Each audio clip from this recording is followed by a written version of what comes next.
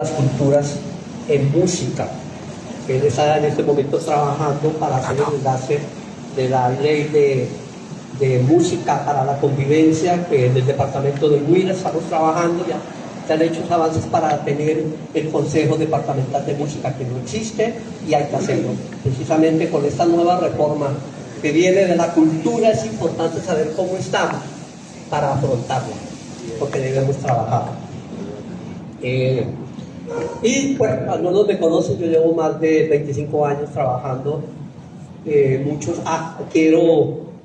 les parecerá un poquito, digamos, me disculpan si algo es molesto, nosotros no devengamos sueldos de la gobernación del Huila, ni de la alcaldía de Neiva, no tenemos ni contratos, no tenemos ningún tipo, y si los tuviéramos no hay ningún problema. Quiero aclararlo porque la gente dice, ¿y esa gente de qué vive? Yo les digo de milagro, como todos nos pasa, ¿no? Todos pagamos cuotas también. Bueno, la comunicación de la identidad del patrimonio cultural, ahí está Cocohuiltur, que nos cobija. También está APEYU, que es la agrupación musical. APEYU, ahora Nicolás me explica qué quiere decir APEYU. Pertenecemos también a APEA y al proyecto de Macizo Colombiano como investigadores. Esos somos nosotros. Pasa, por favor. Aquí el tema de patrimonio vivo, que ya le doy la palabra a mi compañero para que les converse un poco de lo que queremos, de lo que buscamos, pero esto también es en coherencia con la oficina de prensa de Corpo San Pedro, que muy gentil, Rosa Fernanda nos ha invitado, lo mismo que hacía al colega de ella y con la directora de Corpo San Pedro, y obviamente con la venia de la Secretaría de Cultura del Departamento del Huila. Entonces, me va mi compañero para que explique un poco más sobre el tema. Bueno, buenas tardes para todos y todas. Muchas gracias a Julio por la presentación. Como vigias del patrimonio, nosotros tenemos unas gafas sobre las cuales miramos lo que sucede en el mundo, lo que sucede en el ejercicio de la cotidianidad, y esas gafas son las gafas del patrimonio. Desde la UNESCO y desde distintos ejercicios históricamente han motivado la preservación de la cultura. Hay distintas líneas desde allí, por supuesto hay toda una línea desde las ciencias de investigación social directamente, hay unas líneas propiamente de la historiografía, y hay unas líneas desde la gestión de la política pública y desde la gestión de la cultura que está enmarcada en el contexto del patrimonio cultural. Colombia se ha suscrito básicamente a todas menos una de las convenciones de la UNESCO en materia de patrimonio cultural, siendo la primera la del 72, que justamente nos habla de patrimonio mundial, en la cual está inscrito los parques arqueológicos de San Agustín e Istmos, y que cumplimos 30 años en este año de esa inscripción en patrimonio mundial, que circunscribe una lógica particular del patrimonio cultural, principalmente desde el ejercicio de lo monumental, desde el ejercicio de lo que corresponde a los bienes de interés tanto naturales como culturales, y que tienen un valor importante a nivel mundial, que sucede también un poco después de toda la reflexión que generó las dos guerras mundiales, que hicieron una catástrofe en términos de los bienes culturales que teníamos a nivel mundial, y que justamente motiva esta reflexión para generar distintas formas de protección, y de allí Colombia suscribe esta convención. Hacia el 2013 se genera la Convención de Patrimonio Cultural Inmaterial, donde se crea la lista representativa de patrimonio cultural de la humanidad. Y ojo ahí, porque son dos convenciones con dos líneas de política pública completamente diferentes, una enfocada en todo aquello que es intangible o inmaterial, y otra enfocada un poco más hacia ese ejercicio de lo monumental, del patrimonio natural y patrimonio como bienes muebles e inmuebles. Entonces ahí genera a veces una confusión que es importante hacer la claridad, y desde esta lógica hablamos de patrimonio vivo principalmente desde esas reflexiones posteriores que se dan a la Convención de 2003, donde justamente el ejercicio inter y transdisciplinar de la investigación social propone que no solamente aquello que sea monumental es patrimonio, sino que el patrimonio de alguna manera está vivo, y hay toda una connotación de lo intangible, de lo inmaterial, que le pertenece a ese patrimonio de los humanos, de la humanidad, y por tanto hay un ejercicio propiamente de esto inmaterial donde reconocemos todo lo que son actos lúdicos y festivos, todo lo que es relacionado con cultura culinaria, con artesanías, con elaboración de objetos artesanales, la forma de construcción de viviendas, la forma en cómo nos comunicamos, los idiomas, los lenguajes nativos son parte de ese patrimonio vivo, las músicas, todo lo que corresponde a artes populares, hace parte de esta categoría de patrimonio cultural inmaterial que igualmente cuando lo decantamos a territorios lo sentimos mucho en el ejercicio de, para explicarlo no tan técnicamente desde Convención UNESCO, sino de la forma en cómo podamos comunicarnos con el rajaleñero, con la artesana, es decir, eso que nos mantiene vivos como cultura, a eso hablamos cuando hablamos de patrimonio cultural inmaterial. Y en este ejercicio, en el contexto de un acto festivo y lúdico como es las fiestas de San Juan y San Pedro, pues implica justamente cómo mantenemos vivo todas las manifestaciones que nutren este ejercicio, que implica escenarios particulares, formas de relacionamiento, lenguajes y todo un ejercicio artístico, por supuesto, que transversaliza la identidad de lo que implica ser huilense y que de la mano de ello pues implica también unas formas particulares de hacer orgullosas de cada uno de esos elementos que constituyen el patrimonio vivo del festival, que el festival como festival, bien lo menciona Bernardo Tovar Zambrano, es una evolución, una modernización de esa fiesta popular que pues corresponde a la fiesta de San Juan y San Pedro y que, como mencionaba Julio, previamente antes del ejercicio de colonización ya las comunidades indígenas hacían un ejercicio de celebrar la cosecha justamente para la época de ese solsticio de verano, donde corresponde en algunas culturas un poco más hacia el sur el Inti Raymi,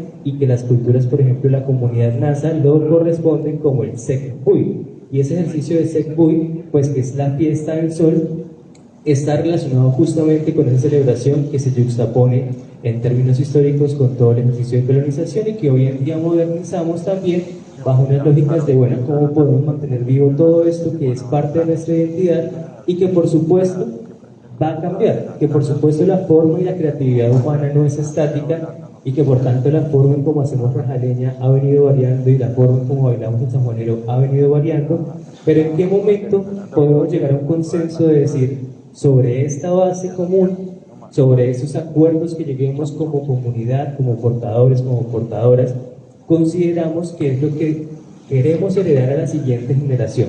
Por acá hay también un ejercicio de herencia y de relevo generacional que es básico para mantener vivo ese patrimonio y que seguramente hay situaciones que fueron de pronto importantes en el ejercicio de la cultura, pero que también hay unos parámetros y unas valoraciones desde esa política pública que están relacionadas con la forma en cómo también decidimos qué elementos de nuestra cultura ya no queremos mantener y justamente nos ponen también en dilemas éticos de decidir entonces bajo qué acuerdos decidimos, bueno, un ejercicio como lo es la descabezadura de gallo, que en algún momento fue una práctica popular, un juego popular, decidimos, bueno, ahí hay un ejercicio también que implica un daño animal, un daño hacia otro ser vivo y que podemos recordarlo como parte de esa historia, por supuesto, pero tal vez no queremos mantenerlo vivo y heredarlo a la siguiente generación por todo el impacto que tiene, ¿no?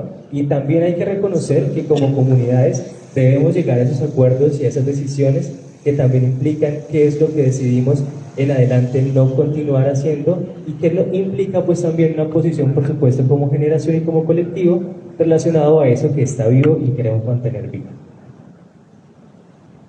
En este ejercicio es un poco lo que estuvimos desarrollando el año pasado relacionado con un mapeo que hicimos de sanjuanero huilense a través de una beca del Ministerio de Cultura en el ejercicio del Plan Nacional de Estímulos.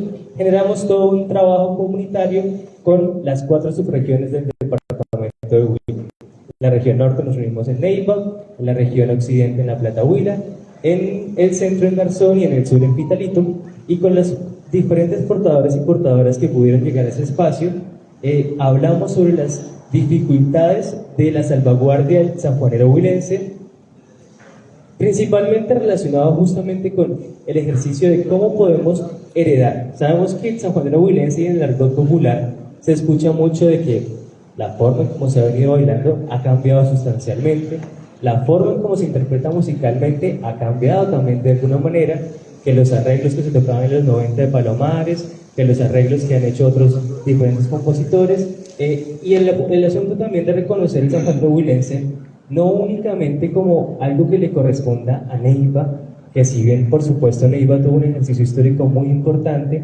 Algo propio del patrimonio es que como está vivo, no hay una forma de única representación o una forma en que se pueda contener particularmente, porque va a estar habitando presente en quien lo porta, en esos portadores y portadoras, y nos ha llevado también a mapear cómo el Amazonía colombiano lleva un festival con más de 30 versiones sobre la elección de la mejor interpretación de sanjuanero huilense. Como Cundinamarca también elige la mejor bailarina y bailarín del sanjuanero huilense. Moco en Putumayo también lo hace. Y como justamente han sido diferentes portadores y portadoras vivos y vivas que han hecho ese ejercicio de llevar su cultura, su identidad y arraigarla en diferentes regiones. Justamente ese ejercicio de construir lo humano no tiene una frontera, una limitación geográfica o político-administrativa.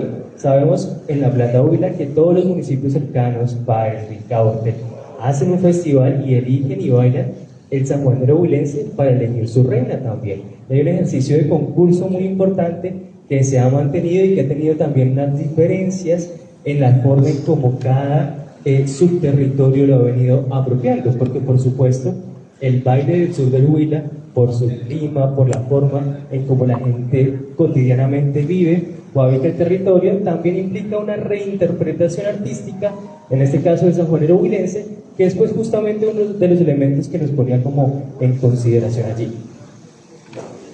Muy En términos generales, hemos estado conversando y seguimos conversando con la Secretaría de Cultura Departamental porque es importante la gobernanza.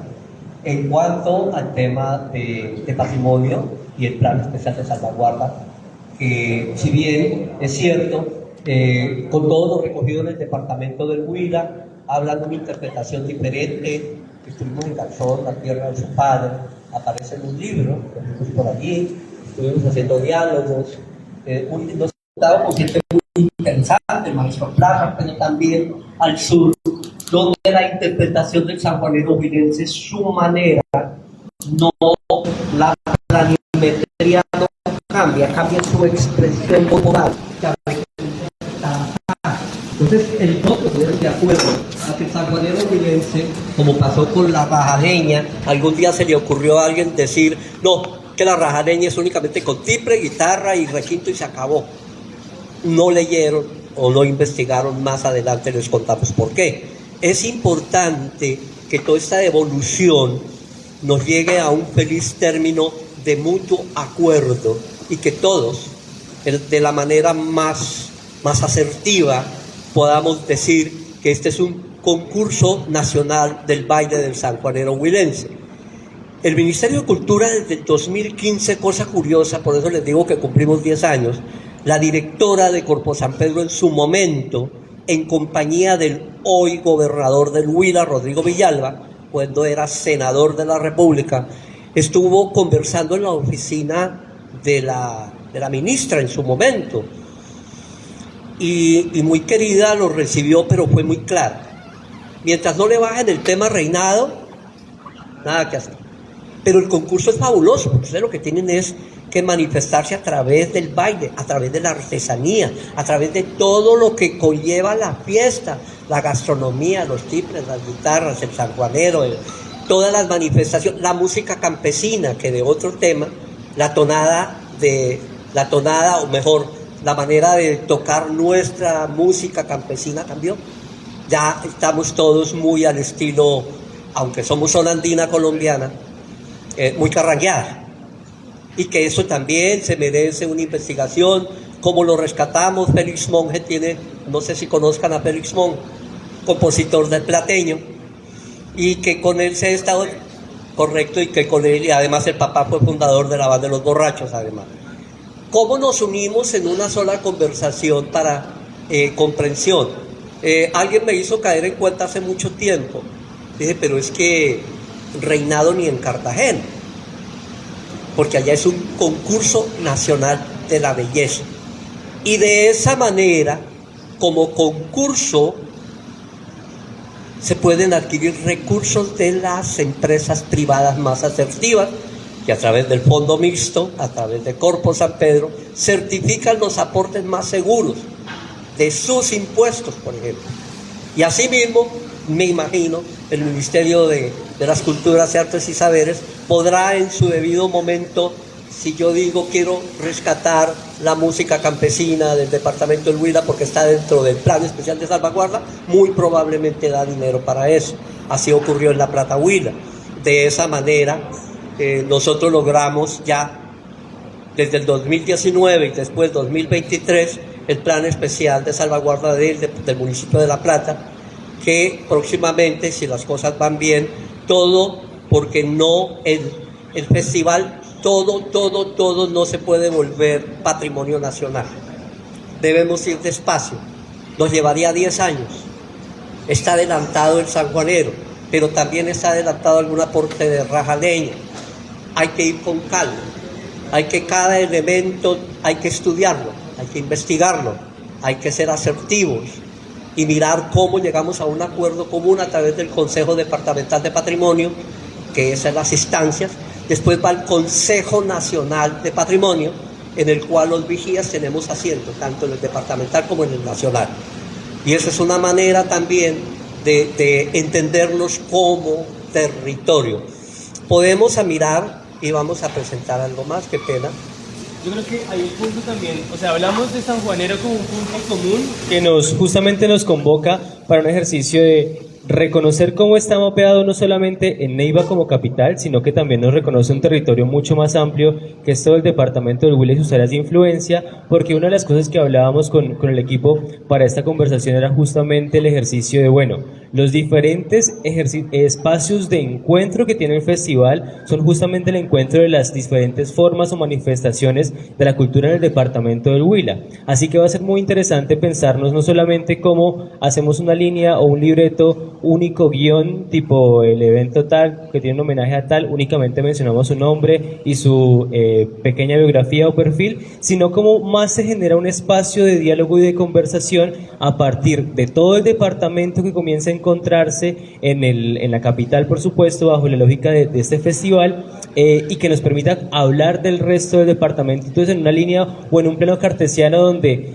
así como lo espacial va a encontrarse en un punto común, lo temporal también llega a encontrarse en un punto común, y es como toda la historia del departamento pasa a través de diferentes ejercicios, por ejemplo, de representación artística, porque sabemos que en el encuentro departamental de danzas César Marino Andrade encontramos historias propias de Garzón, historias propias de Isnos que trae cada una de sus representaciones y que nos convoca entonces en un ejercicio de una amalgama no solamente espacial sino también temporal, y a partir de allí pues algunos tips o algunos ejercicios que con la Academia Huilense de Historia hace unos años comenzamos como a disponer como píldoras de la memoria, que también pusimos a disposición este año de Corpo San Pedro para que sientan a bien incluirla, pero no solamente eso, sino motivar también el ejercicio, porque sabemos que cada uno de ustedes ha tenido una historia propia en el departamento y ha tenido unas experiencias que son ricas y que son válidas de este proceso de conversar la cultura, de poner en ejercicio de encuentro de la palabra,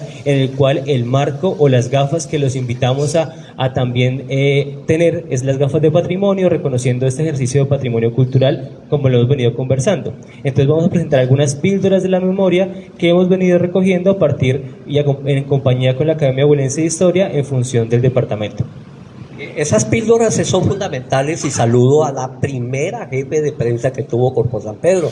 Allá está la señorita. Ella fue la primera jefe de prensa que tuvo Corpo San Pedro ya hace 10 años, ¿no, Lorena? El tiempo pasa. Pero también tuvimos el primer community manager. ¿Quién era el community manager? ¿Usted se acuerda? ¿Quién te ayudaba a tu mano derecha? Sí, estuvimos en esa experiencia, y más que la crítica hacia las entidades es la ayuda. Porque es que nosotros a veces tenemos, y lo digo con todo respeto, a veces tenemos una mirada crítica hacia las entidades, más no aporte a las entidades. Todas las entidades tienen errores, todos. En lo personal tenemos errores, pero hay que contribuir a un conjunto de sociedad. Acá está, por ejemplo, estas píldoras, no sé si las vean bien, qué pena con ustedes. Aumentarla un poquito, ¿está bien así? Aumentarla un poquito, vamos a ver si las podemos aumentar. Mire, hay personajes tan importantes en el departamento del Huila que aunque no tengan nada que ver supuestamente con el festival, sí con la territorialidad y con la historia. Por ejemplo, este caballero, él tenía un almacén en La Plata, Huila. ¿Quién lo creyera? Y tiene muchas publicaciones que tienen que ver con San Agustín. No está toda la relatoría, pero le puedo contar que a la novia le escribió una carta en Bogotá y le dijo: nos vemos en La Plata y nos casamos. La novia se vino con esa carta para presentarse a la cura aquí en La Plata, Huila, y el tipo no llegó. Pero pues no podía coger clics ni Avianca, ¿no? Pongámonos en el referente que tenía que subir por el río Magdalena primero y después a caballo para llegar a La Plata, Huila. Pero se casó definitivamente en La Plata, Huila, y eso es un gran referente para nosotros. A los académicos dicen, con el respeto, los escucho, que cuando nace Francisco José de Caldas, nació arribita y de Garzón para arribita, ahí en La Jagua, pero como era territorio de la provincia de Popayán, pues obviamente cuando recogen todos sus historias, pues queda como nacido en Popayán. Bueno, no nos afecta en ningún caso, pero sí es de suma importancia lo que él tenía que hacer para ganarse la vida. Tenía un almacén de chécheres, de ropa de segunda que traía de Europa. Qué bonito decir eso, por ejemplo. También es parte de esa historia. Pasamos la otra, por favor. Por ejemplo, de este caballero, todos saben quién es este caballero. Que hasta el momento, tengo entendido, es el único colombiano que ha ostentado esos 3 poderes públicos. Muchas gracias, muy amable. Pensé que era aguardiente por el Corpus Christi, pero no importa. Hoy es Corpus Christi además, ¿no? Entonces, este caballero que a veces poco habla. Sí, se nos olvidó porque alguien nos dijo otro lugar y bueno, en fin, gracias por recordar, no me haga sentir pena. Este caballero, por ejemplo, digamos, es poco conocido, digamos, aquí. Afortunadamente, y hay que agradecer muchísimo que vuelve la Cátedra de Historia a los colegios a partir del 2026. Y eso, pues, parte de lo que vivimos ahora, de la memoria que no tenemos, es parte de que quitaron la Cátedra de Historia en los colegios. Por ejemplo, pasamos otro, por favor. Bueno, este caballero nos da vergüenza. Muchos dicen nos da vergüenza hablar de que tuvimos un embajador de la India, pero créame, los huilenses aún seguimos siendo ingenuos, aún estamos convencidos, sí señor. Bueno, gracias, mire, Carlos Alberto, bueno, no conocemos, qué bueno, toca usted el embajador de la India, fue un seminarista de oriundo de Yamara. ¿Por qué dicen eso? La señora de vivió frente a la casa de nosotros aquí en Los Martes. Pertenecemos a esa corporación, mejor dicho, esa comparsa que tenemos del embajador que me ha gestionado. Somos amigos conocidos con el hijo. Y dicen que el tipo era de Cuba, de España. Te lo digo porque muy conocido con el hijo y con los primos que vienen importantes, primos de Garzón, como la canción de Oro, que fue, ¿cómo se llama? Seminarista de Garzón, pero no era que era de Garzón. Mira los temas. Muchas gracias, lo maestro. digo yo que el Valle las historias casado son, con las Quinteros de frente a la casa las historias son para corregirlas, contarlas. para escucharlas y en mutuo acuerdo, constatando con lo que diga la academia o con lo que digan otras personas, como José Eustacio Rivera, que juraron que había nacido en Rivera y resulta que nació en Neira. Entonces, digamos, la historia está para eso y gracias, maestro, por el aporte. Es importante que la historia sea también reconocida y que tengamos otras versiones de las cosas. Pasamos. Este caballero, que no sé si conozcan de este caballero, él trabajó y a él se le debe parte del proyecto del Apolo 11. Él fue el que se inventó el transistor de encendido del Apolo 11 y también del alunizaje, pero también se inventó la fibra óptica, trabajó con la Ericsson, trabajó con la Olivetti, pues ya algunos, los modernos no sabrán qué será Olivetti, otros sí, pero él incluso, esto está aquí, en el tercer piso, Academia Huilense de Historia, están todos estos textos para que los puedan ustedes preguntar. Este caballero Uy, lo apagaron, entre otras cosas. Esta mañana se explotó un cohete, cuidado. Entonces, fíjese que, mire la importancia de este caballero. Es parte de nuestra historia.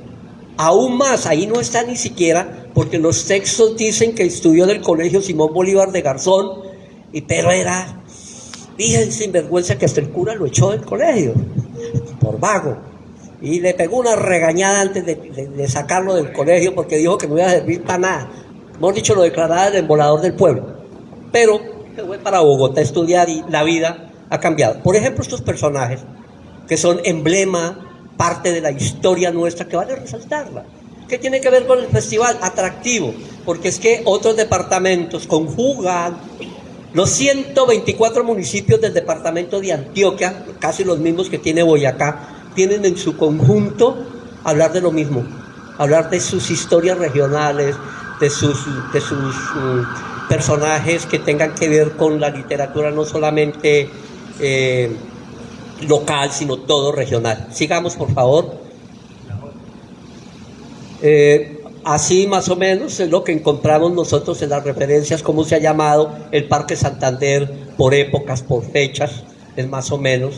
Pero la historia dentro del Parque Santander también se coincide con doña Zainita Sinalda, bueno. Sinalda la pueden observar esta noche. Sinalda, disculpe. Y la podemos observar nosotros, la Cámara de Embajadores. Qué bonito. Fíjate, pero fíjese que si se tuviese ese contexto de quién es ella para los señores que comunican, no deja de ser sino para las personas que están observando un simple muñeco.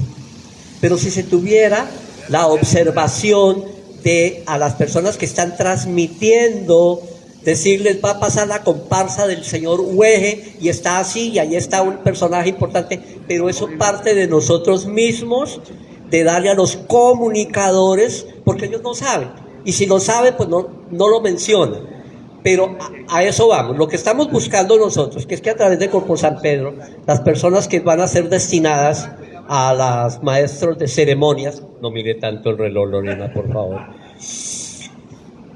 Está muy seria, Lorena, ve. Es precisamente esa comunicación asertiva que tengamos nosotros.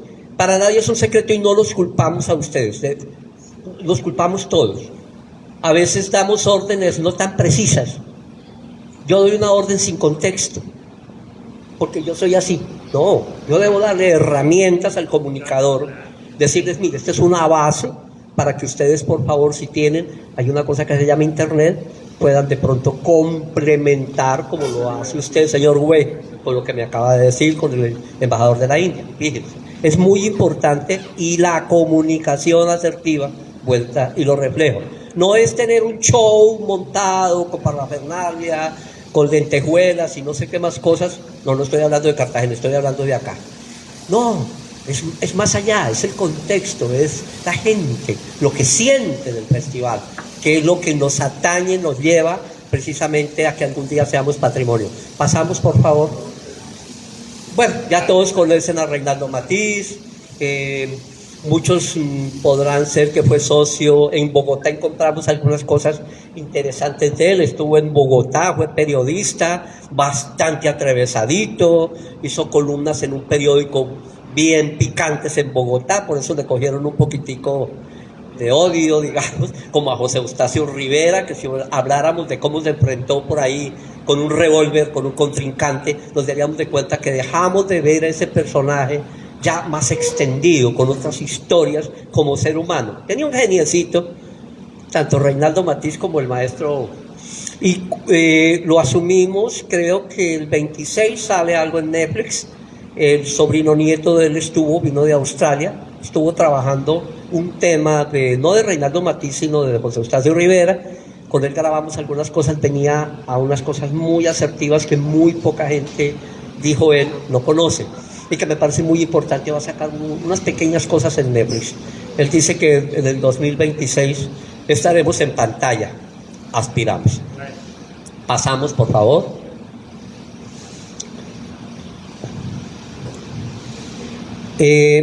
Digamos, a través de... Oye, qué cosas tan curiosas. Tenemos a la primera jefe de prensa y a la última jefe de prensa sentada en la misma mesa. Qué bonito, interesantísimo. Esa es una anécdota ahí para la historia. Por favor, alguien me le tome una foto porque eso es histórico. Y además, no han cambiado. De genio de pronto, pero no han cambiado. ¿Qué ha pasado? Mire, aquí sabía el desarrollo, el tren, la construcción del aeropuerto La Manguita se debió con la guerra del Perú. Hay ciertas cosas y ciertos elementos que son muy importantes. Los traigo como anécdota. A través de Luisa Fernanda, ustedes van a recibir, quienes van a estar haciendo la comunicación del evento, algunos textos de por qué, cómo se llama la persona a la cual está el sitio, perdón, el nombre, y tratar de que si ustedes con anticipación, Luisa Fernanda, sea tan gentil, y si la asignan, mándenle de una vez el texto para que y ellos puedan de pronto, qué sé yo, tener sus propias particularidades y agregar. No nos va a molestar en ningún momento. Digamos que el contexto es de vigías, pero obviamente ustedes también tienen un saber, ustedes también tienen una historia que contar y eso es importante. Subamos, porfa. ¿Dónde se nos fue? El uso del tren. ¿Perdón? El uso del tren, no se usted ahí en el tema. Y recordemos para nuestra festividad lo que fue el tren de la alegría. Por favor. Y que tuvimos la oportunidad de traer y montar el primer tren de la alegría con mi hermano aquí. La primera carroza móvil, no teníamos que tener ganchado. Esas historias son muy bonitas y quiero contarles que desde el año pasado hemos trabajado con la Comisión Ferroviaria del Ministerio de Transporte. Hay una avanzada que se viene haciendo, precisamente el Ministerio de las Culturas, las Artes y los Saberes nos acaba de dar una beca para trabajar toda la gastronomía de la ribera del río Magdalena de Fortalecillas. Mi compañero que estuvo ahora les cuenta en un tema, da a entender la riqueza gastronómica porque la gente no conseguía la comida aquí, la conseguía en Fortalecillas para seguir el viaje. Dejan no solamente el bizcocho, también están unas melcochas que eran famosísimas en Colombia y una cantidad de fiambres y de cosas que se daban en Fortalecillas. Entonces con el ministerio estamos trabajando, creo que en 15 días empezamos en pleno San Pedro, qué bueno, pero también asistir a unas fiestas del 20 de julio allí, que es un poco como estilo español, que es muy interesante. Seguimos, porfa. Quería mostrarles, no sé si salga, no va a ser muy largo, queremos conversadito, queremos preguntas, queremos inquietudes, queremos saber el porqué de algunas cosas. ¿Algo pasó? ¿Usted le hizo algo a ese computador? ¿Cómo, perdón? Una pregunta. Sí. Dentro de la programación del festival, ustedes van a estar ubicados en algún sitio donde de pronto no solamente los turistas, sino que los que vengan de aquí mismo del departamento se puedan estar actualizando de toda esa historia tan importante que ustedes tienen y lo que se ha complementado en esta. A ver, nosotros durante más o menos 20 años hemos estado acompañando a las delegaciones nacionales e internacionales que vienen al festival. Y en esos espacios hacemos un conversatorio. Aquí don Miguel generosamente presta el lugar. Tenemos encuentros culturales de música, charla, hablamos de la región Huila, mientras Puerto Rico también dice lo suyo, o Guatemala, o los invitados nacionales. Claro que sí, generalmente nos encuentran en este lugar para conversar. Sí, hemos atendido gente de la radio que viene de Bogotá preguntándonos cosas y ese es como el trabajo, digamos, de voluntariado que hacemos en festival y reitero, de manera voluntaria lo hacemos. Siempre destinamos 4 días, a partir de la semana entrante, prácticamente hasta que finalice. Bueno, este año sí nos toca más largo porque está en la Sinfónica, le toca tocar los sanjuaneros este año del Nacional. Pero claro que sí, acá, en este lugar. Sigamos, porfa. Aquí el primer levantamiento con el gobierno español, los NASA y Halconas. ¿Por qué colocamos NASAs? Es que a veces hablamos de los países, y los países es un término que vienen como a cambiarlo las mismas comunidades originarias. Las comunidades originarias hablan de nazas, no países. Eso es un tema que ellos han venido trabajando. Hemos asistido, este año no pudimos, pero hemos asistido varias veces a sus fiestas en estas épocas, hemos asistido a sus cabildos, hemos ido a tocar con nuestros grupos y acompañarlos a ellos en unos intercambios culturales, y ellos están detrás de, porque países quiere decir otro tema, en NASA, que quiere decir plaga de piojos, así le decían ellos a los españoles. Entonces se nos quedó el país en la cabeza, pero realmente lo originario son NASA, yalconas, pijaos, andaquíes, pero yalconas y yanaconas que vienen del territorio ecuatoriano y se asientan aquí, vienen con Sebastián de Belalcázar y suben por esta zona después de fundar a Cali y a Popayán. Y lo primero que fundan es Timaná. Entonces hay mucha historia que contar, hay muchas cosas que decir del departamento del Huila. Sigamos, por favor. Por ejemplo, este es tan importante que muchas veces no lo tomamos en cuenta para los que llegan o lo anunciamos. Es el único departamento en Colombia que lo rodean 6 parques nacionales. Hay uno de Patrimonio de la Humanidad de Biodiversidad, que es el macizo colombiano. De eso poco hablamos. Yo le contaba a alguien, mi compañero ayer llegó, estaba haciendo una verificación de producto en Alto Quinchana, en San Agustín, en el cementerio de niños. Y es curioso cómo se ven las estatuarias, pero pequeñitas, de sepulturas de niños de la cultura agustiniana. Eso es otra parte que no se ha explorado, que ya está bajo, creo que de manos del ICANN, que se hace, pero la comunidad es la que está trabajando allí. Con Parques Nacionales de Colombia también se está trabajando para que la visita sea sostenible y que tenga un referente de turismo cultural real, que sea la misma comunidad.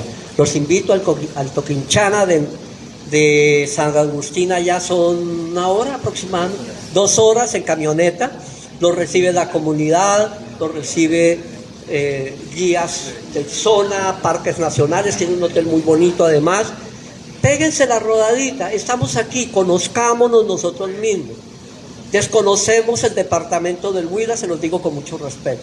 Hay que conocer el departamento para salir a hablar de él a Colombia y al exterior, porque si salimos solo a hablar de Neiva, pues vamos a centralizar la situación patrimonialmente y eso no es tan conveniente. Sigamos, por favor. Que viva San Juan y que viva San Pedro. Yo creo que aquí ya le corresponde aquí al caballero hablar de Miausica, dijo una tía. Hola.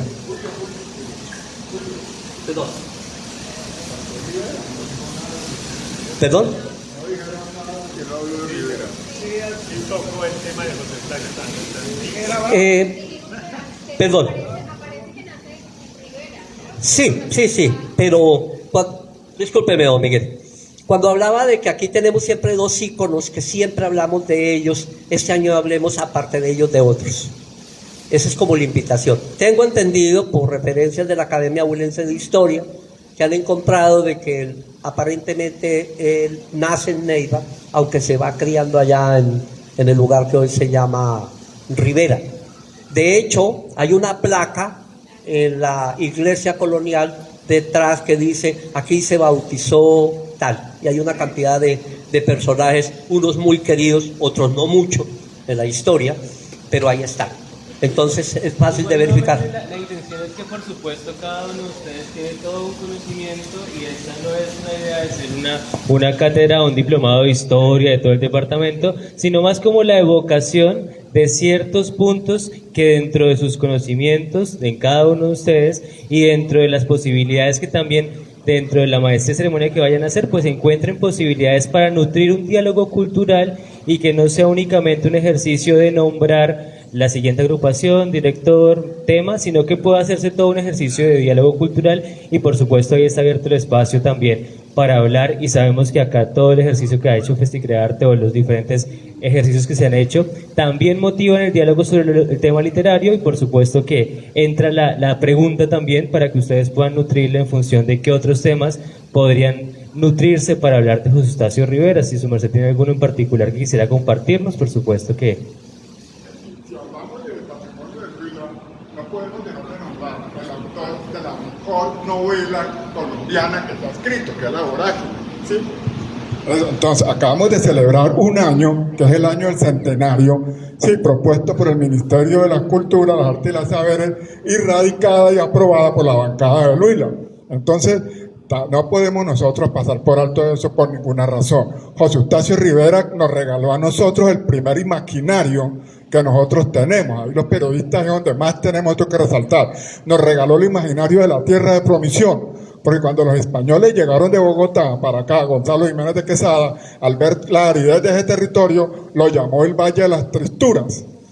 ¿Qué tal nosotros diciéndole a la gente atrás de la vida, visítenos en el Valle de las Tristuras, la tristeza? José Eustacio Rivera, en 1921, llegó y nos regaló el imaginario de la tierra de Promisión. Y fuera de eso, la mejor novela, según los mejores críticos de arte, es La Vorágine. Entonces nosotros no podemos pasar por alto. Otra cosa muy diferente es que los huilenses, los escritores, no hemos estudiado a José Eustacio Rivera. Es una cosa muy diferente. Pero el centenario nos demostró que todo el mundo, y con el Banco de la República nosotros hicimos todo el año una programación manejada desde Estados Unidos, desde Kentucky. Bueno, el profesor Manuel Cortés fue el que coordinó esa actividad desde allá, que él es de Rivera, ¿sí? Todos los meses había una programación con diferentes personas. Entonces me parece que tenemos nosotros que tener muy en cuenta eso, pues tenemos que seguir resaltando, no que como algunas personas para no dicen, otra vez La Vorágine, otra vez Rivera. Los genios mueren jóvenes. José Eustacio Rivera murió de 40 años. Y fue un intelectual comprometido que fue hasta la selva a ver cómo era la cosa. Ese tiene que ser nuestro paradigma de nosotros, la vida y obra de Eustacio Rivera. Hombre, muchas gracias, Miguel, por el aporte, pero quiero hacer un aporte. Este año, el departamento del Tolima toma como referente el año de Cantalicio Rojas. En el Museo del Panóptico de Ibagué hay un museo, y este año, siendo huilense, es el año de Cantalicio Rojas para el departamento del Tolima por su gran aporte a la música, que también los invito a conversar. Los dos íconos importantes de literatura como de música, José Eustacio Rivera y el maestro Jorge Villamil, ese es el referente. Pero detrás de ese referente hay otros espacios para poder conversar. Qué pena, maestro.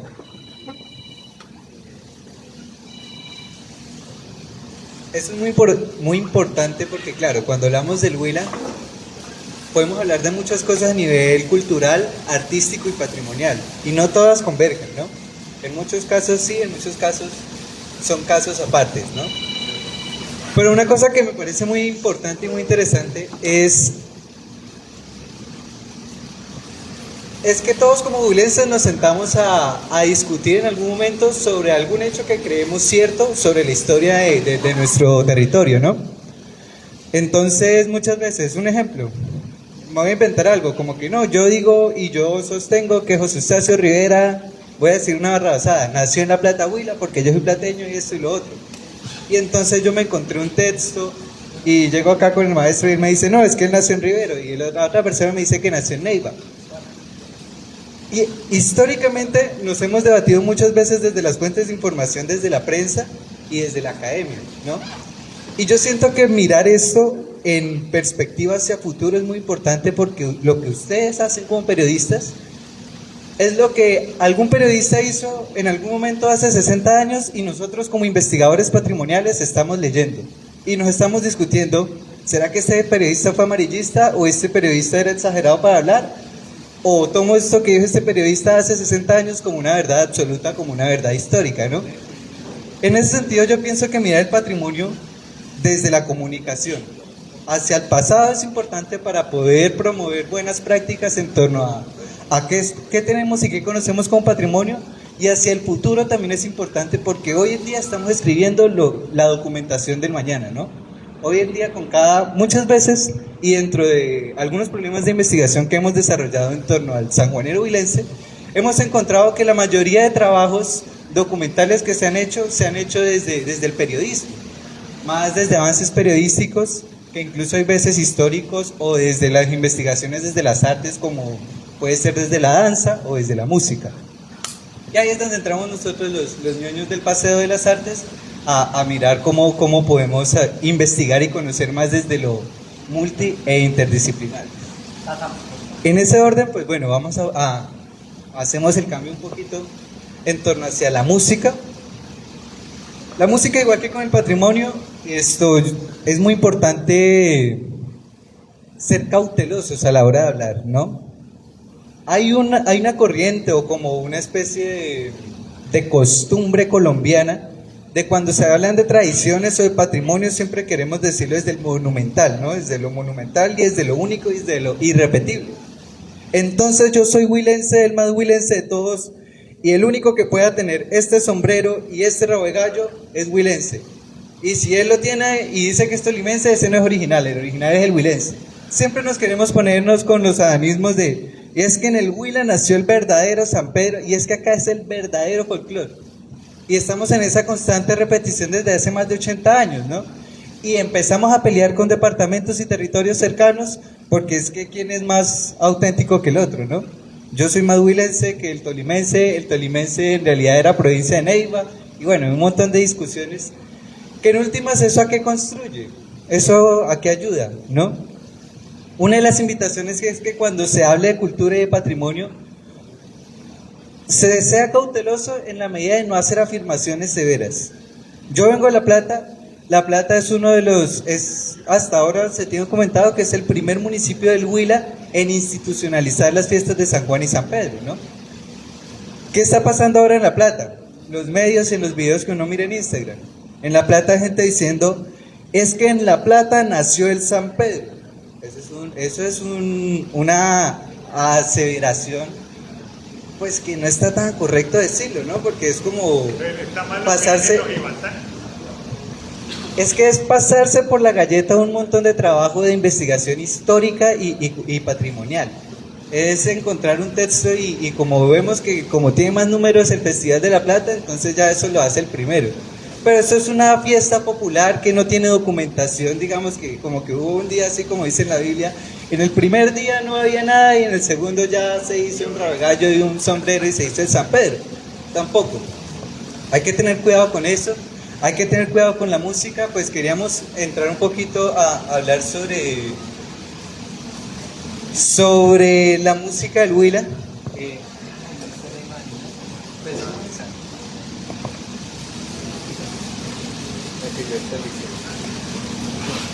Bueno, y yendo un poco como en la línea de esto que les comentaba de muy pocas veces nos ponemos a pensar cómo influimos hacia el futuro, ¿no? En qué momento cambiamos la historia y cómo desde el patrimonio también se hace, ¿no? Muchas veces cometemos los errores de encontrar en un documento. Por ejemplo, en algún momento leí un documento que citaba al maestro Anselmo Durán Plazas, el compositor del sanjuanero huilense, que mencionaba en una entrevista así como que alguien le preguntaba, ¿cuál es la música más folclórica o más tradicional o típica del Huila? Y él decía, mi joropo huilense, lo que hoy conocemos como sanjuanero, es como el aire más terrígeno del Huila porque tiene su esencia muy de Campo Alegre Huila. En resumen es lo que dice Anselmo Durán Plazas en ese escrito que leí en algún momento. Yo podría ponerme a decir, es que el sanjuanero huilense nació en Campo Alegre Huila y lo dice el compositor del sanjuanero huilense. Ahí empezamos a tergiversar la información. Yo como investigador, yo desde la academia, no desde un rol como comunicador, sino como un rol académico. Ahora ustedes que tienen ese poder. Entonces es bueno también tener cuidado y tener esa iniciativa que invita un poco, Rodri, a investigar, a leer. Tenemos de la mano la Academia Huilense de Historia, que son una entidad muy juiciosos en eso, que podemos hacer consultas y bueno. En torno a música, ¿qué podemos, ¿quién me puede describir lo que está sucediendo ahí en esa imagen? ¿O a qué les recuerda? ¿A qué les remonta? De La Plata. ¿Por qué decimos que es de La Plata? ¿Por el grupo, la agrupación o por el instrumento que siempre lo han tenido en historia, lo han conservado? Tenemos unas características excepcionales, ¿no? tenemos algo que es muy particular, que decimos unos instrumentos en calabazos que dicen, bueno, eso ya marca una tradición en específico y en específico un territorio. Está conservado. Yo sé que vengo de hablar de que no hay que ser sesgados con los territorios, pero hay cosas que nos relatan cosas específicas de los territorios, como es eso. Esta es una manifestación singular del municipio de La Plata, del Huila, que es muy particular y que en cualquier momento de Colombia que nos preguntan lo podemos llevar y dicen, uy, bueno, chévere. Pero ¿eso representa todo el Huila? En su momento sí, pero ahora pues ya se creció todo. Claro, es que los mismos imaginarios empiezan a desgeneralizarse, ¿no? Ya no tenemos un solo imaginario de que el único referente o el único símbolo de la música huilense es un tiple y un tambor. No, bueno, ya tenemos de pronto unos instrumentos en calabazos, pero también tenemos los instrumentos de la banda sinfónica del Huila, que ya a estas alturas de nuestra historia también ya tenemos arraigado un valor de identidad y de pertenencia. Yo lo veo más por la rajaleña. La rajaleña en específico es una característica singular del Huila. La invitación, pues yo no quiero profundizar mucho en términos específicos musicales, que por qué un grupo se diferencia del otro por su conformación instrumental, pero sí quiero dejar como como la semilla de comprender que el Huila musicalmente es muy diverso. Y no más musicalmente, de ahí para allá podemos imaginarnos en gastronomía, en danzas, en un montón de manifestaciones. Que hay que tener en cuenta de no caer en esos monumentalismos de qué es lo único y qué es lo verdadero y qué es lo original, sino que tenemos diversidad. Y como huilenses propios, la invitación es a agarrar cada día más curiosidad de lo que podemos conocer cada día más de nuestro departamento, ¿no? Fiestas en La Plata, las huilenses. Eso iba a decir que no solamente es aquí en Neiva, en Huila, sino en todos los municipios. En este momento ya está en todas partes. Exactamente. Y cómo me gustaría estar todo al mismo tiempo. O sea, hay diversidad, lo que usted acaba de decir. Pueden ir a cualquier municipio en ese momento y lo están celebrando. Y si lo miramos con la lupa social un poco más profundo, miramos que las dinámicas sociales son diferentes. Las dinámicas barriales aquí son diferentes a las veredales en un corregimiento de ismos o en La Victoria, en Villavieja. La forma de relacionarse las personas, de organizarse para hacer una comparsa, o hay territorios que no hacen una comparsa, sencillamente relacionan para hacer un asado y a sentarse a tomar aguardiente, que también es... Hay un montón de manifestaciones. Y yo ya sé que voy a musicar.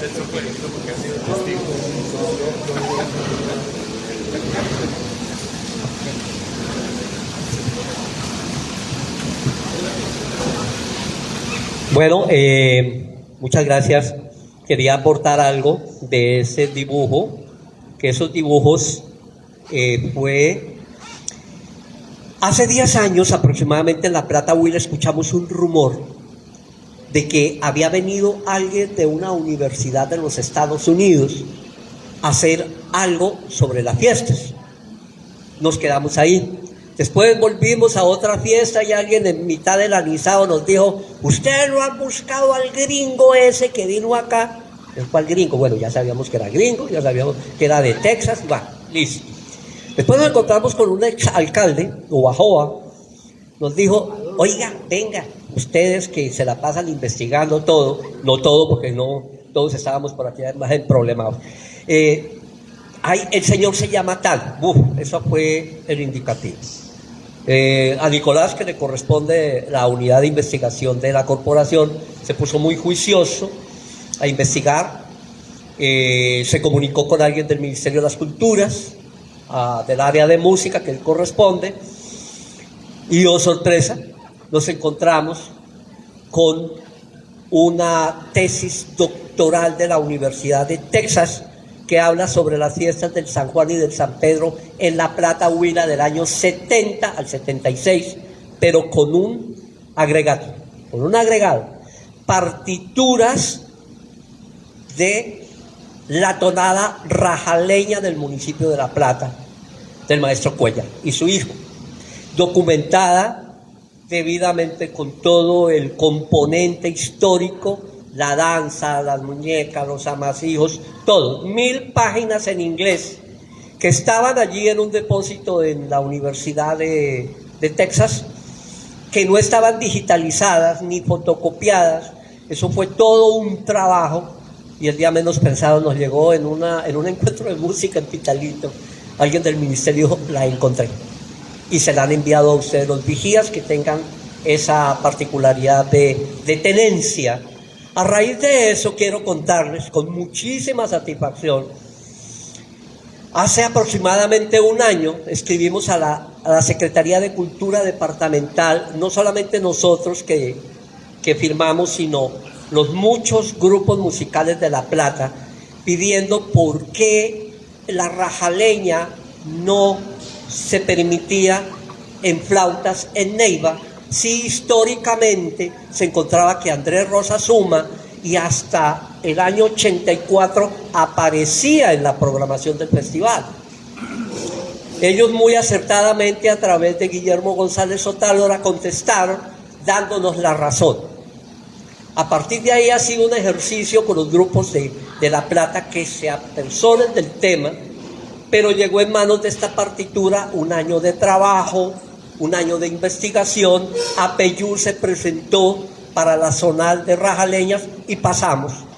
Y vamos a volver a presentar después de 60 años la tonada plateña aquí en el recinto el 29 día de San Pedro a las 4 de la tarde en el encuentro departamental de rajaleñas. Vuelve a sonar la tonada plateña después de 60 años, porque es investigación-creación. A eso nos referimos cuando nosotros vamos a buscar la manera de hablar de todo el departamento del Huila. Vamos a hablar del maestro Hidrobo del municipio de San Agustín, un personaje de Chirimías absolutamente grandioso, olvidado. La Universidad Nacional de Colombia hizo un gran estudio sobre él. Un grupo sacó a la luz su música, que fue muy conocida académicamente, pero hoy día, lo digo con mucha tristeza, usted va a San Agustín, solamente música andina, aires peruanos, bolivianos, ecuatorianos, y con eso atienden el turista. ¿Y el maestro Hidrobo dónde está?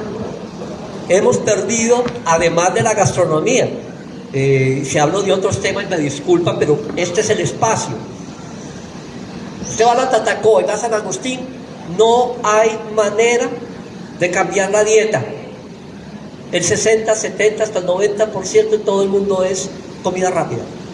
Y nuestras comidas, ¿qué pasó? En San Agustín estamos llenos de hamburguesas, llenos de pizzas, llenos de perros, llenos, pero nuestra comida ancestral, ¿qué pasó? En esa investigación me llevó hace 4 años a preguntar por las sopas del Huila. ¿Cuál es la sopa que nos identifica? Bogoyacá tiene su sopa, Bogotá tiene su sopa. Sancocho es nacional, pero si usted habla de la mazamorra chiquita, lo lleva a Boyacá. Pero si usted habla del ajiaco, ¿lo lleva a dónde? A Bogotá. Sí. Bogotá, Bogotá no es Cundinamarca ni es la capital de Cundinamarca. ¿Perdón? Precisamente se ha perdido. Con el SENA. La menudencia. No, ¿Cuánto escucha? Perdón. Quiero hacerles una acotación. Cuando hablamos de comidas ancestrales, hablamos de las comidas que combinan maíz con maní, con tomates, con otra serie que son nuestros. Las gallinas, los patos, los gatos, los perros, las vacas, los caballos, las suecas, todos llegaron con los españoles. ¿Qué es lo nuestro? ¿Qué es lo que nos identifica? ¿Cuál es la sopa? Con la SENA trabajaron muy juiciosos con el del Hotel Valladolid en San Agustín. Están trabajando y por allá en Alto Quinchana le dieron a usted una sopa de algo. O sea, pues, digamos que nuevamente el patrimonio vivo y las recetas implican muchas posibilidades, pero lo que se ha rastreado era una sopa como con unos frijoles y media de chachafruto, pero más chiquitos y aplanados, como una suerte de habas, unas coles pequeñas que se dan por esa región alta de San Agustín, mezclado con pavas de monte, o sea, cocinados con pavas de monte. No es de acá. El cuchuco como maíz, digamos lo que tiene una connotación de toda la región andina. El Sí, cuchuco no se consigue y ya para dejar anécdotas, porque nos dijeron 1 hora y media, pero llevamos 1 hora nomás, no fue mi culpa. Hay un tema que es bien importante. Curiosamente nuestras fiestas, y siempre lo recuerdan, nacen en medio de los grandes problemas de guerra que hemos tenido. Espacios de paz, La Plata, San Agustín, Pitalito, Garzón, Neiva, se hicieron en los momentos difíciles socialmente hablando. Nace, y curiosamente donde más se asentó el San Juan y del San Pedro fue la zona andina colombiana, donde más ha sido afectado por todos los temas de guerra. Antioquia, Santander, Boyacá, Cundinamarca, Tolima, durísimo con la guerra de los 1000 días. Y visiten el panóptico de Ibagué, créame que allá hay más del Huila que acá. Muchísimas cosas que nos coinciden. No porque ellos, ojo, con el Gran Tolima, nosotros fuimos casi 300 años provincia de Neiva. Nunca se les olvide. Unidos a Tolima apenas fueron escasamente 12 años. Allá los de la academia me pueden rectificar, por favor. Correcto, muchas gracias. Entonces, partamos del principio de casi 300 años, a 25 años. Siempre partamos de que toda esta ida de aquí y de allá. Ahora nos encontramos con Natagaima, que en el año 2012 fue declarado como tiene un nombre específico, como el centro, la meca del folclore, Natagaima. Históricamente hemos encontrado unas cosas tremendas. ¿Dónde están los negros? Los negros están eliminados de nuestras fiestas de acá, del Huila, del centro. Importante toda la historia que nos dejaron al norte del Huila con las haciendas ganaderas. María Angélica Suárez Española hace los académicos saben, hay unas historias muy buenas que hablan sobre las haciendas al norte del Huila y hablan precisamente de los negros, hablan de la importancia que tienen los negros, pero aquí no los vemos en la fiesta. Ahora tienen algo por allá, pero no los vemos. Ese reclamo lo hicimos en La Plata, Huila, ya van a desfilar, vienen de Itaibe, y en Itaibe encontramos a un negro de esa tradición muy colaborador, que viven en Itaibe a 1 hora de La Plata, Huila, pero que viven prácticamente en La Plata porque ir a Popayán les queda lejos. Y cuando lo conversamos con él, de Lemus, ¿con doble M o con una? Lemus, con una. Y resultó que cuando conversamos con él, muy práctico en decir sus cosas, profesor de música de la Universidad Pedagógica Nacional y fue bailarín de Sonia Osorio y viajó por el mundo y es de Itaibe. Y esa riqueza cultural que él tiene en su memoria, contándonos de sus ancestros, cómo llevaban ganado hacia Bogotá y Tunja, y en el retorno por estas fechas que se iban, regresaban, se encontraban ya con los aires del San Juan en Natagaima, y ahí se quedaban casi 4 o 5 días por la recua de animales que llevaban y cuidados. Hay mucha historia nuestra que se queda regada por allí. Aquí no volvieron los indígenas. ¿Qué pasó con la fiesta de los indígenas? Mañana en el Parque Arqueológico de San Agustín, en el Alto de los Ídolos, se va a celebrar el Seibuy, dentro del parque, patrocinado por el Ministerio de las Culturas, y van comunidades a hacer sus danzas, a hacer sus bailes en el Parque Arqueológico de San Agustín, porque ancestralmente son muy importantes. ¿Dónde quedamos nosotros como fiesta? Que hablamos solamente de un segmento, pero los demás no lo llevamos. ¿Qué propuesta tienen ustedes para que ese sueño que se tuvo con Raúl Rivera Cortés, que fue el autor de la declaratoria del Festival del Patrimonio Cultural de la Nación, no se ha podido materializar? Bájele al reinado. Pero si usted ve Blancos y Negros, es Patrimonio Cultural de Colombia y tiene reinado. Ellas promueven la identidad y la cultura del carnaval es una de las tareas y de los puntos para poder llegar a ganarse una corona. Claro que sí. Entonces, ¿qué propuesta puede haber? Hay un tema ahí, maestro, no confundir festival con carnaval. No, por eso es que... Uno. Dos, el reinado, allá hay un reinado que eligen una niña para que promocione la fiesta, como el carnaval de Barranquilla. No hay una elección. La elección es por sociedad. La hija de tal nos va y ya. Ella está única y exclusivamente para promocionar las fiestas. No más. Entonces, si sigue habiendo reinado, no va a haber nunca matrimonio. A ver, perdón, segundito. Hay varias cosas. O sea, lo primero es que recordemos que un poquito en el recorrido histórico de la política pública en patrimonio cultural, específicamente en patrimonio cultural inmaterial, esa convención que les mencionaba a ustedes de 2003 de patrimonio inmaterial, pues tuvo todo un tiempo hasta que se llegara a la adopción en Colombia, ¿no? Para 2006, que se hizo esa ley de la República por la cual el Congreso declara patrimonio cultural el Festival Folclórico Reinado Nacional del Bambuco y Muestra Internacional del Folclore, tuvo un tiempo después de que en 2008 se decretara por el Ministerio de Cultura la adopción de esa política de la UNESCO en materia de patrimonio inmaterial, donde lo que se motiva es que justamente el reconocimiento o la categorización como patrimonio inmaterial va de la mano de un ejercicio de salvaguardia. Desde 2008 entonces dice la política pública en materia de patrimonio cultural inmaterial en Colombia que debe desarrollarse un plan especial de salvaguardia que respalde el ejercicio de patrimonialización que se hace a nivel nacional, que ese ejercicio lo hizo Carnaval de Barranquilla porque también tenían una ley nacional antes de ese momento, lo hizo Carnaval de Blancos y Negros que tenía una ley nacional antes de ese momento y que en nuestro caso no se ha hecho hasta la fecha.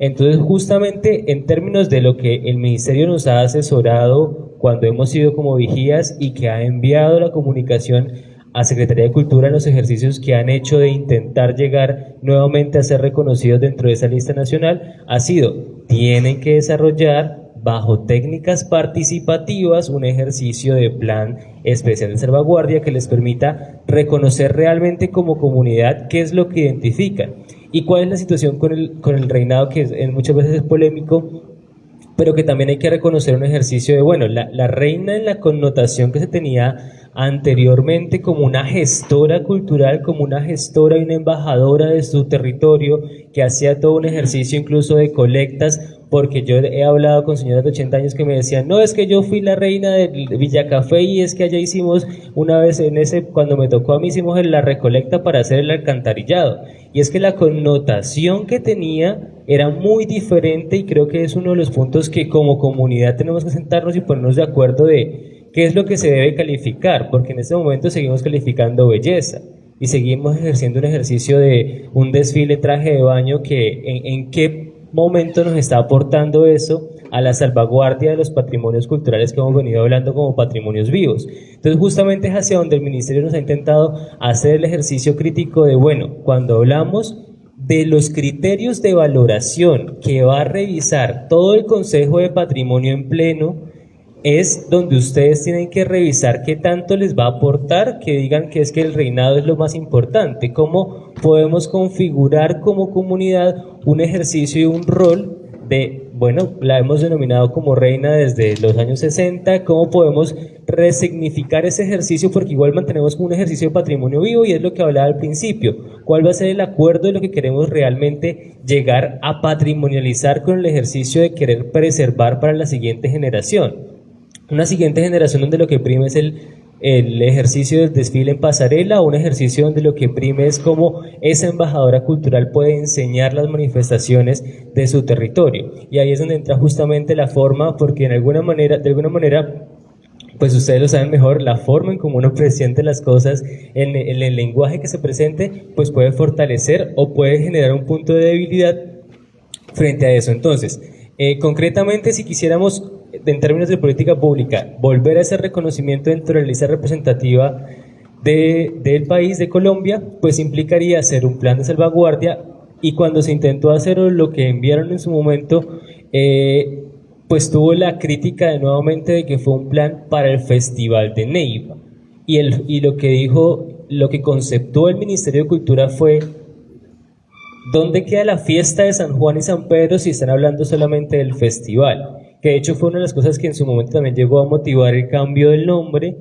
de Festival Folclórico Reinado Nacional del Bambuco y Muestra Internacional de Folclore a Festival del Bambuco en San Juan y San Pedro, retomando esta connotación, y que nuevamente una de las tareas que dejó el ministerio es que cuando se volviera a presentar la postulación incluyera no solamente las 30 o 32 actividades que tiene el ejercicio de la programación oficial, sino cómo conecta eso el resto del territorio. Porque uno de los criterios de valoración del patrimonio inmaterial justamente es toda la caracterización de mapeo cultural que se hace en términos geográficos y cómo eso es representativo para su comunidad. Hay 8 criterios de valoración: que sea representativo, su ubicación geográfica, los diferentes elementos de valoración, que no atente contra otros seres vivos, que es una connotación que también en su momento se dio la crítica con el tema de cómo la cabalgata, si se va a hacer, se haga bajo unos parámetros de cuidado de los otros animales, que implicaba pues también como todo un ejercicio histórico, por supuesto,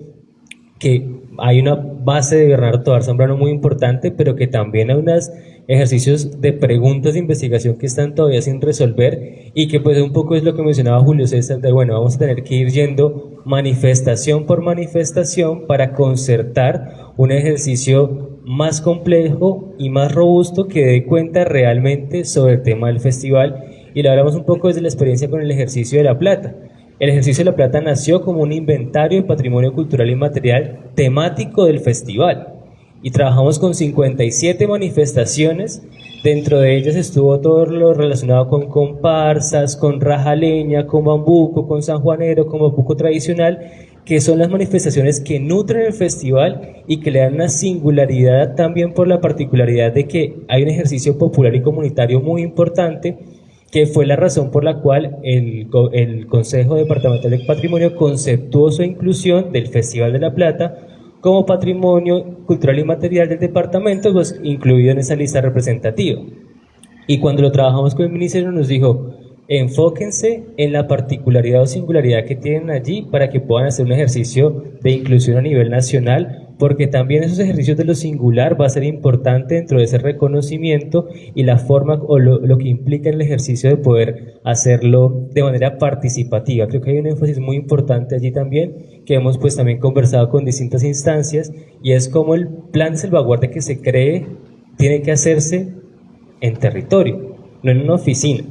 Tiene que hacerse hablando con las candidatas, excandidatas, reinas y exreinas, con los de comparsas, con los parejos, con la banda sinfónica, con las bandas sinfónicas que llegan al departamento. Cómo llegar a ese punto de complejidad ha sido un poco el reto que se ha tenido, y que pues también creo yo que la ausencia de un plan decenal de cultura también nos ha hecho que de alguna manera ese viraje de lo cultural hemos estado como una veleta dando vueltas por diferentes corrientes de aire, siendo que como cultores pues también necesitamos una hoja de ruta clara que nos permita alcanzar metas complejas, como es volver a que el Festival La Fiesta de San Juan y San Pedro en el Huila tenga esa inclusión en lista representativa que tienen otros festivales como es Carnaval de Barranquilla o los que ustedes te han mencionado.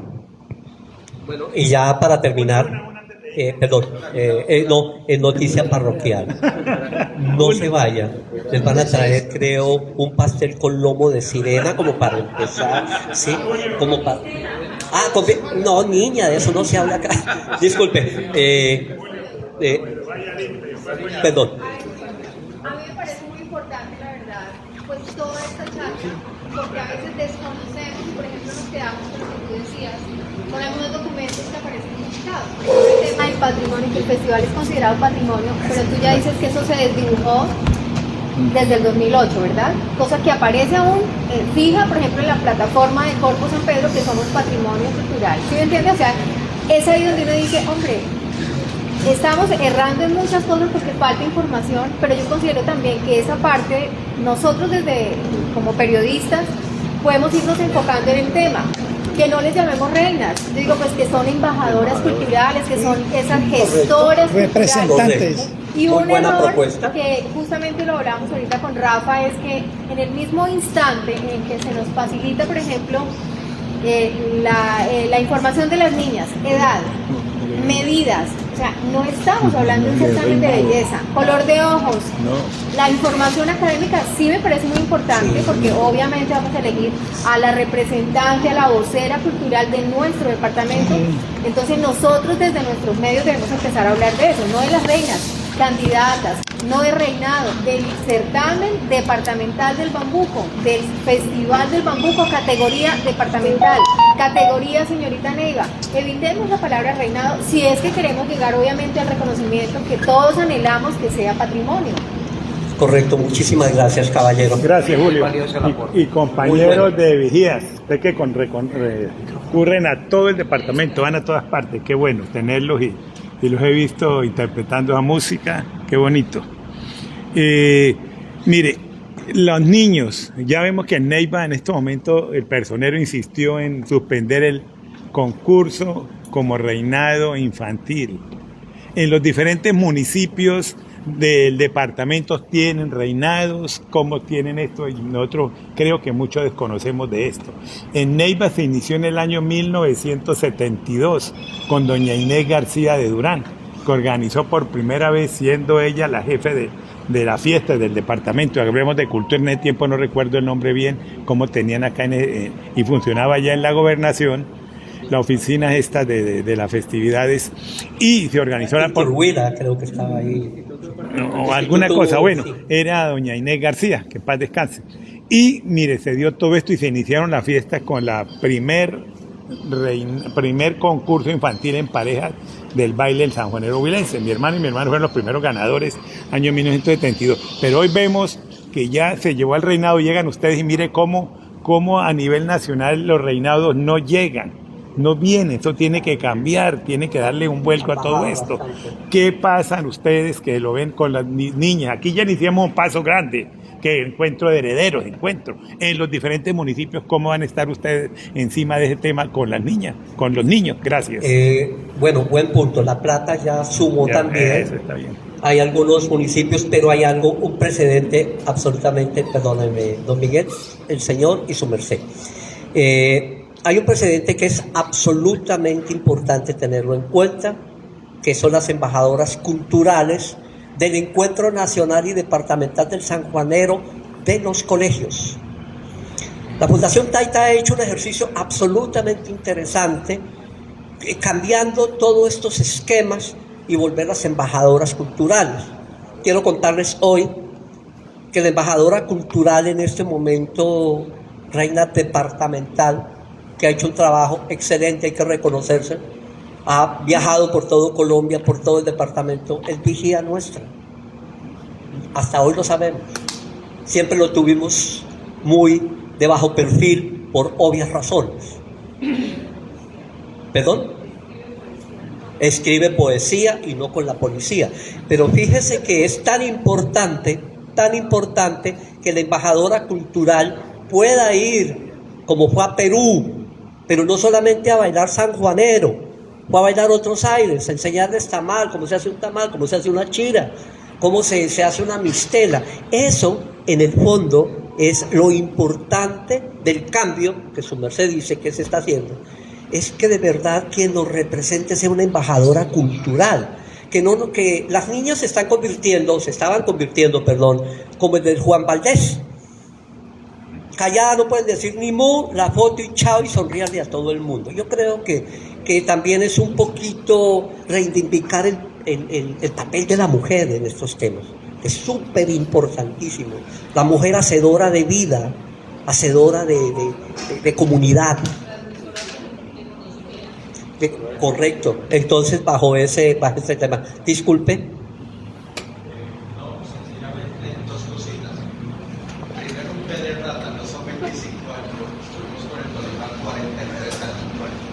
Ok, vale.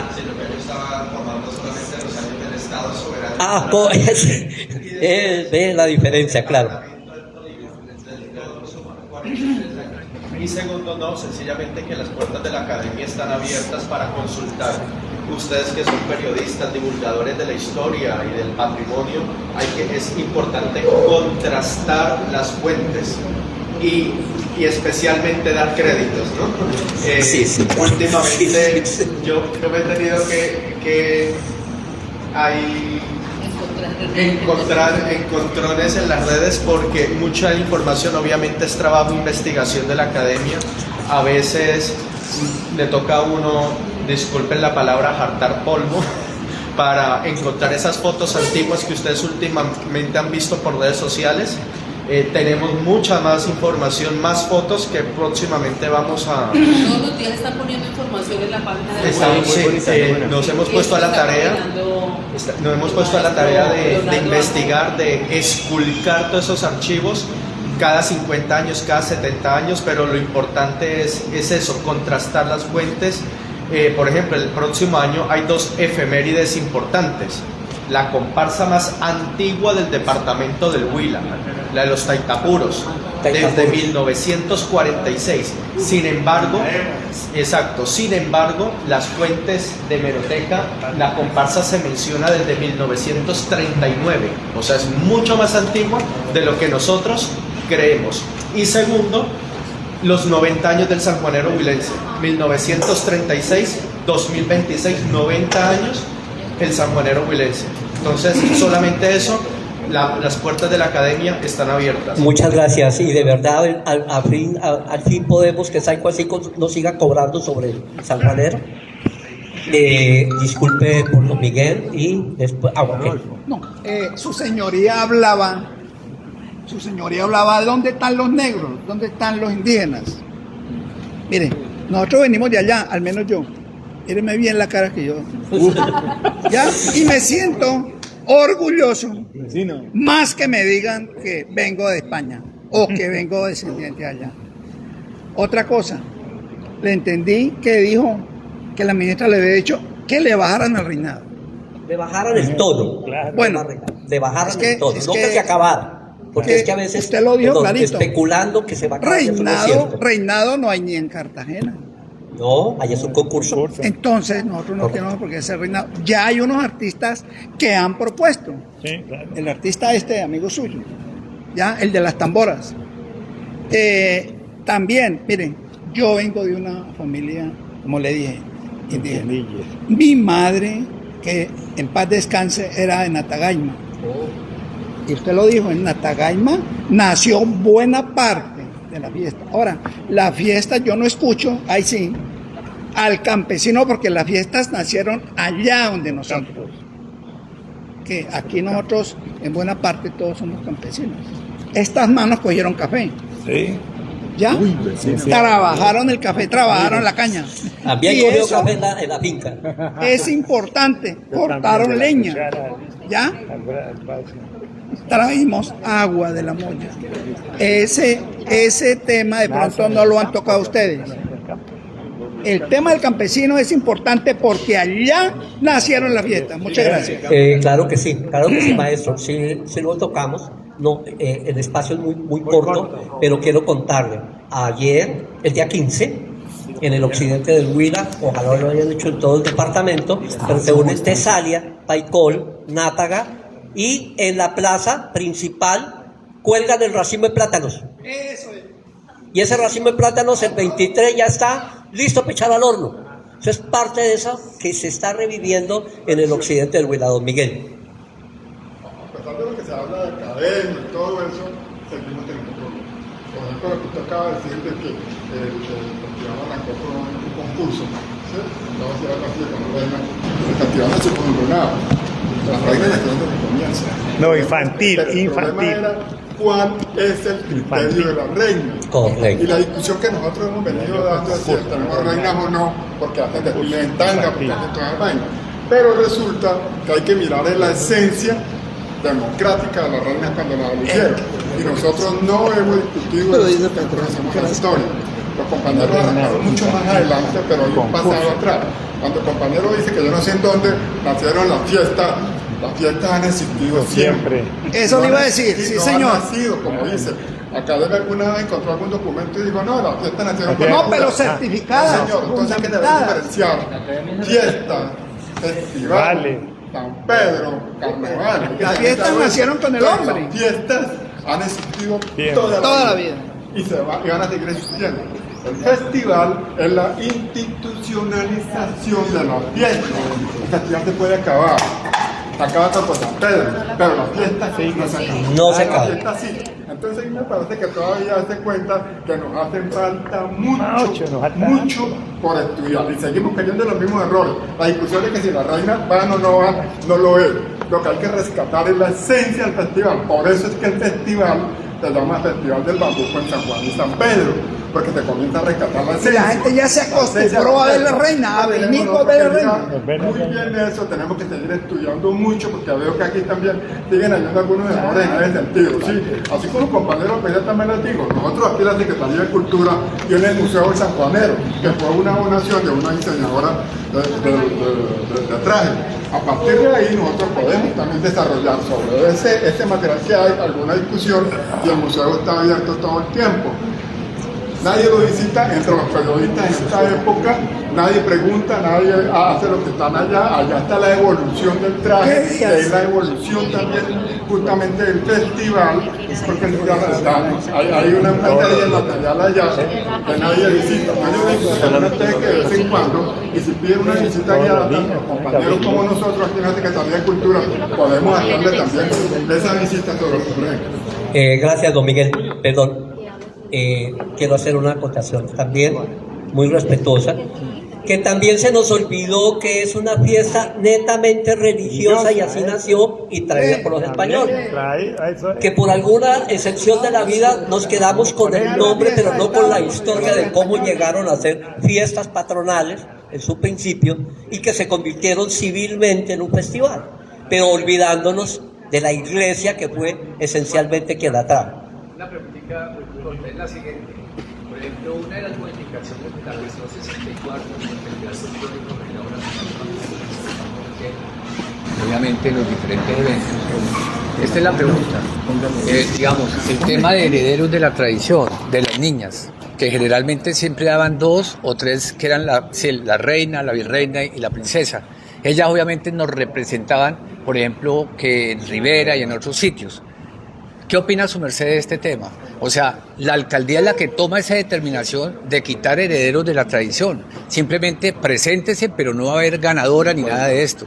Entonces, perfecto, yo fui de los que critiqué, me parecía que no era así, porque mucha gente estuvo en desacuerdo. Decía, no, bonito es que la niña que tiene, por ejemplo, 11 años, 10 años, luche obviamente desde ya para ser obviamente la candidata y la representante del departamento del Huila, en fin. Entonces, yo quisiera escuchar su opinión. ¿Qué opina Bueno, de ese tema? perdón, eso, digamos,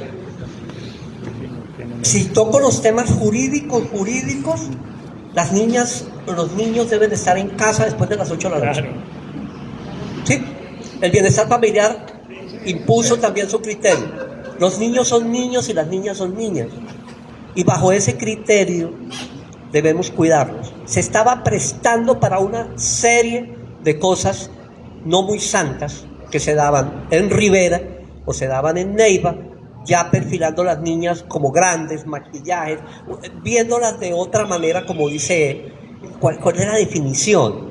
¿Realmente una niña reina representando a qué o por qué? Además, tenemos un grupo de investigación de la Universidad Surcolombiana, de psicólogas que estuvieron haciendo investigación, donde se ve los padres presionando psicológicamente en unas peleas tremendas y físicamente.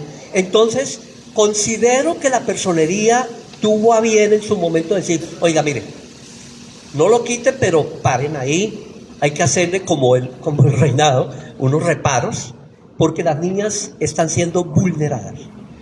Y hay algo que puedo decir, los bailarines hoy día son negados, ganan las niñas, los muchachos quedaron por allá en el abismo de la ingratitud.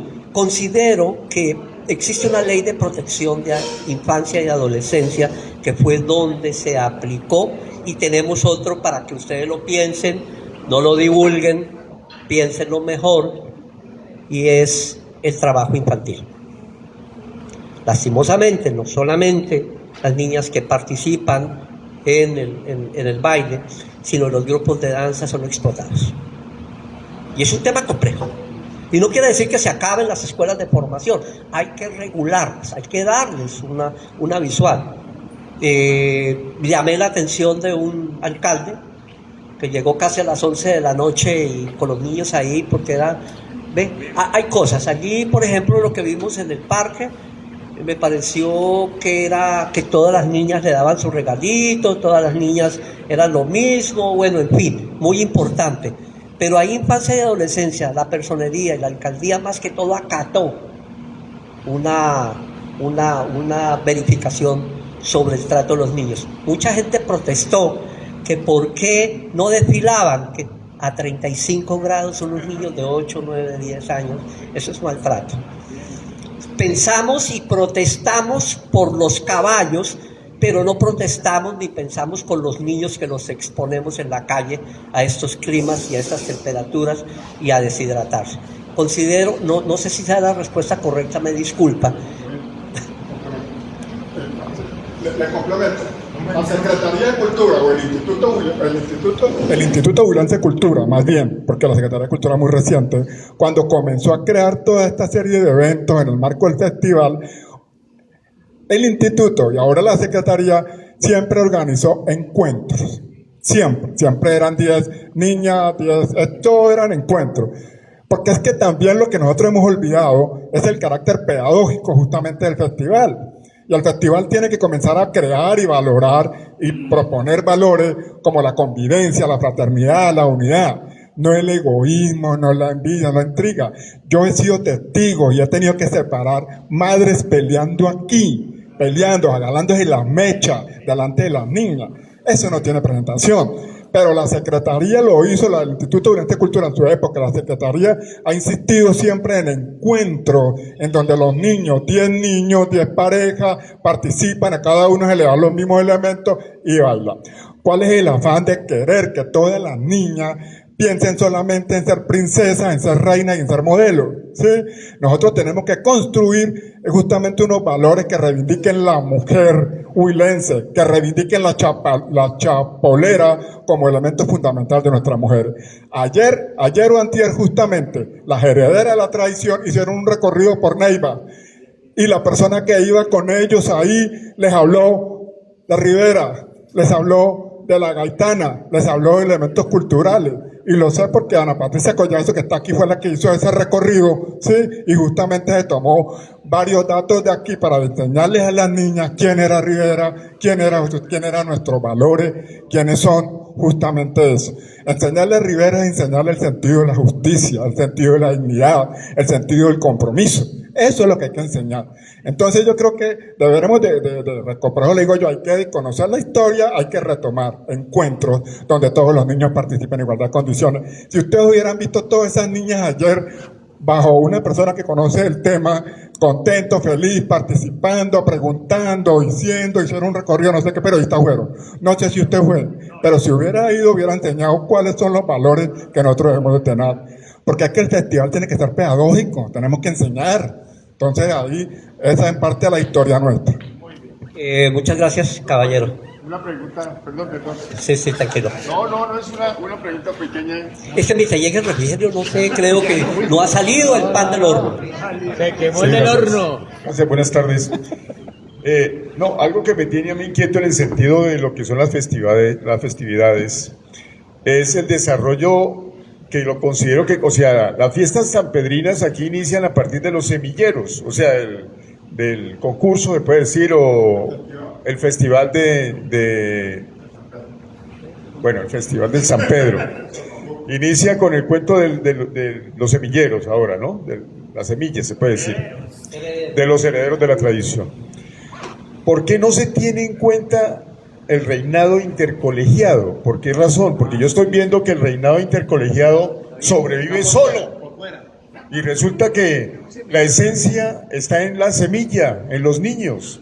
Pero el festival intercolegiado no se tiene en cuenta. Todos comenzamos a mirar a partir de los semilleros. Pero vale la pena, mire, me he dado cuenta la participación que tienen ciertos rectores, porque no son todos, estamos hablando por ahí del 90% que no tienen pertenencia. Vale la pena que, por favor, iniciemos las festividades o las fiestas del San Pedro, San Pedro, como que quiera llamar, a partir del reinado intercolegiado, empezando por la alcaldía de Neiva. Empezando por la alcaldía de Neiva, porque no hay ni presupuesto ni nada para eso. Ese reinado se hace a pulso y los niños participan. Gracias. Hay una cosa, nosotros somos Secretaría de Cultura y tenemos un programa que se llama Escuelas de Formación Cultural y Artística. Ojo con eso, lo hacemos todo el año en todos los municipios, les enseñamos diferentes actividades, diferentes cosas. El intercolegiado debería de ser un compromiso de la Secretaría de Educación, porque es la que maneja los colegios. Nosotros no podemos ir a los colegios en ese sentido. Nosotros trabajamos con la comunidad, con lo público. Esa es la labor. Estas bibliotecas públicas, que es diferente a las bibliotecas escolares. ¿Sí? Entonces, ojo con eso.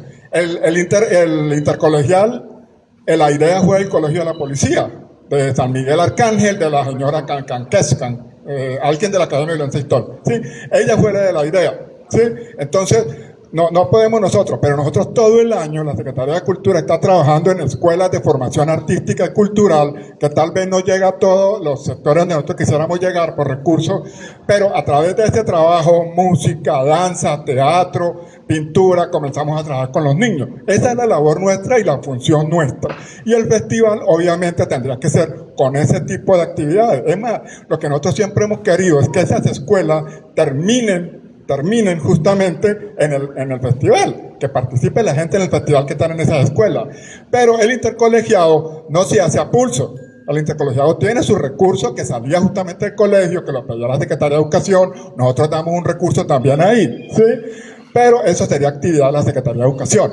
Por eso es que la cultura es una actividad transversal. Está comunicación, está educación, está cultura, está ingeniería, está todos los sectores están vinculados en el sector cultural. Bueno, muchas gracias. No se habla de eso, pero yo estuve presente ahora en la realización del festival o el reinado intercolegiado, y la verdad ellos trabajan es con las uñas. Yo no escuché que el colegio, no sé, el INEN o el técnico o cualquier otro colegio diga, no, es que yo estoy recibiendo de la alcaldía de Neiva tanto, o del Instituto de Cultura. No se está haciendo nada para eso. Para dirimir esta situación, invito a todos a estar muy presentes con el Ministerio de las Culturas, los estímulos. Conversé con Jairito, le dije, ¿estás listo para que envíe un proyecto al Ministerio de las Culturas? Porque embajadoras culturales, todo lo que usted está haciendo cabe dentro de un proyecto al Ministerio para poderlo hacer. Hay alternativas con el Ministerio de las Culturas, con la misma gobernación que tiene estímulos, con la misma alcaldía que tiene estímulos, pero ya es otros temas que hay que empezar como a trabajar. Listo, para finalizar. Yo quiero hacer un comentario para hacer un cierre, y es, si bien la institucionalidad tiene una responsabilidad de aportar al desarrollo cultural de los territorios, el desarrollo cultural de los territorios depende de las comunidades y de la sociedad civil. O sea, nosotros como gestores culturales y como artistas no podemos estar todo el tiempo pensando en que el Estado debe financiarnos, así sea por proyectos, que es meritorio. Hay que pensar uno como artista, uno cómo se autofinancia y cómo se autogestiona, porque acá lo acabamos de decir, el alcance muchas veces de este festival no es tan descentralizado como quisiéramos, ¿no? Qué bacano que se hiciera un encuentro de música de chirimías en el marco del Festival del Huila, se hiciera en La Plata. Estamos hablando de todo un departamento, ¿no? Y el Festival Intercolegiado impacta de alguna manera a todo el departamento, porque muchos colegios se movilizan, y una de las cosas de rescatar ahí, que siento que no se debe acabar, es la misma agenciación popular y comunitaria. Como los mismos pelados de los colegios, ellos mismos pueden hacer sus bazares o hacen un gym day para pagar 1.000 pesos todos los niños de un colegio para mandar a la reina Neiva. Que claro, que es más fácil que la gobernación le mande unos 5 millones de pesos y ya. Pero ¿dónde está el proceso comunitario y popular desde donde se agencian las mismas fiestas y desde anteriormente se hacían popularmente en los barrios?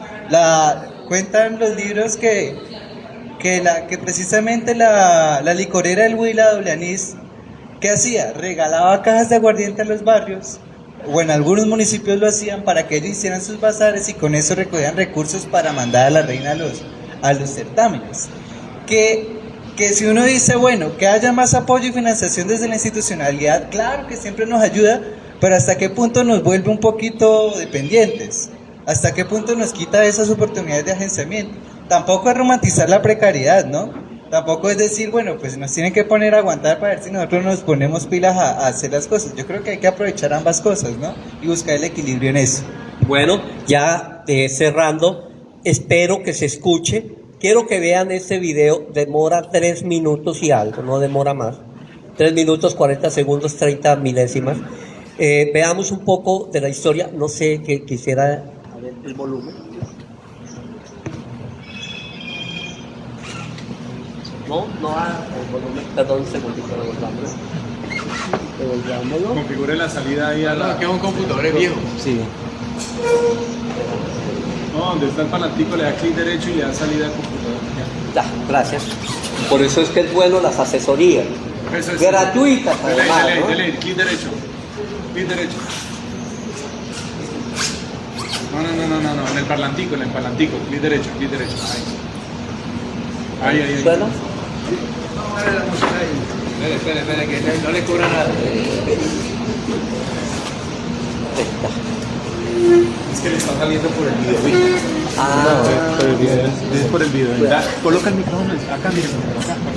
Es que entra el sonido solo por la entrada. Échale agua y verá que funciona. Es que la culpa es de Julio. Es que con la entrada MGA, con la entrada HDMI se envía sonido, pero la VGA solo envía imagen. Cante Julio. Bueno, pero para desarrollar la idea, ¿no? Bueno, no sé, dejemos las imágenes y les explico un poco. Dejemos las imágenes. Quiero, con mucho gusto, quiero que con este video finalicemos, agradecerles muchísimo a la Oficina de Prensa de Corpo San Pedro, a las entidades, a la Secretaría de Cultura, por la invitación aquí a la biblioteca, por habernos recibido. Esta historia se refiere, y nosotros la sacamos adelante, de un personaje del circo Ataide, de los hermanos Ataide de México. Finalizando 1800, con su hermano se salen de Fresnillo, en México, y se van por el mundo. Y ellos son los fundadores de los circos en México y en Latinoamérica. ¿Y eso qué tiene que ver con Neiva? Ellos sufrieron muchísimo, Ataide hermanos sufrió, siguen vigentes después de casi 140 años, sigue vigente, después salen los hermanos Gasca, y otros, no Gasca es de Casa Teatro, no, es otro, y que particularmente ellos estuvieron en muchos estados de México, donde este es Porfirio Díaz, un dictador de allí, y después vino la guerra de Pancho Villa, que se enfrentaron debido a que ellos hicieron una cantidad de pérdidas, decidieron irse por Latinoamérica con su circo. En 1920 y pico empezó la expedición. ¿Cómo lo hicieron? Ni idea. Lo hecho fue que bajaron por América, estuvieron en Centroamérica, bajaron, no sé cómo llegarían a Cartagena, bajaron por el río Magdalena, más por Barranquilla, y siguieron bajando, y adivinen, llegaron a Neiva en 29, casi por estas fechas llegó el circo de los hermanos Ataide aquí a Neiva, por eso se ve a Neiva, y digamos, su circo lo colocaron frente donde es el colegio de la séptima de la presentación. Al frente había un lote, y en ese lote instalaron. Esta es la tumba aquí en el cementerio central, porque murió acá en Neiva, y ahí está enterrado Aurelio Ataide. Esa es parte de la historia que tenemos del cementerio central de Neiva, que es un referente importante histórico para nosotros. Aparte de toda la leyenda de Ataide, del señor Ataide que está enterrado aquí, también están enterrados libaneses, alemanes, franceses. Por ahí tenemos la historia, si quiere pásenla un momentico, se le encuentra. Pueden encontrarla en YouTube, canal Vigías de Patrimonio. Tenemos como 4. ¿Y por qué hacemos esto? precisamente cómo conectamos nosotros el departamento del Huila y Neiva precisamente en la historia territorial. Cuando nos enteramos nosotros que el cementerio lo iban a vender, porque el cura que ya se fue, menos mal, el que dijo que era obispo. Ahí en nuestra página encuentran los links. Todos los links acá en esta página, Huila Patrimonial o Vigías Will Tour, ahí lo pueden encontrar. ¿Cuál es la conexión? Que también tenemos historia de llegada de mucha gente a Neiva, Huila, y que ese cementerio, aparte de tener franceses, hay libaneses, allá se enterraron los padres de la primera reina nacional del Bambuco, que de hecho la mamá era de ascendencia francesa. Pero también tenemos muchos líderes liberales, conservadores, que hicieron mucho por este territorio, y no mucho también, pero también tenemos músicos, tenemos unos panteones que nos pueden hablar de nuestra historia. ¿Por qué se ha hecho esa recuperación? La Academia Huilense de Historia ha hecho una gran cosa, pero la antropóloga Eloísa hizo un trabajo en el cementerio central, un levantamiento histórico. Tal vez los académicos me rectifican, pero aquí hubo un incendio por allá por el año 50 y pico en la plaza de mercado, que era de estilo francés. Allá se quemaron los archivos de históricos que tenía Neiva. Por eso ha sido reconstruido. Hay mucha cosa que se quedó. Invitadísimos también a visitar el cementerio central. Nosotros hacemos recorridos en el cementerio central de Neiva, donde está enterrado también la familia dueña de Tao, de Transfederal, de Raúl Quintero. Precisamente una historia bastante abandonada está la de Reinaldo Matiz, pero también se encuentra mucha historia. Invitadísimos también a que lo digan. El cementerio central de Neiva es una biblioteca, es patrimonios de historia que se pueden visitar, y que es de los cementerios más viejos de esta región, por allá de 1865. Gracias, muchísimas gracias, muy amables de verdad.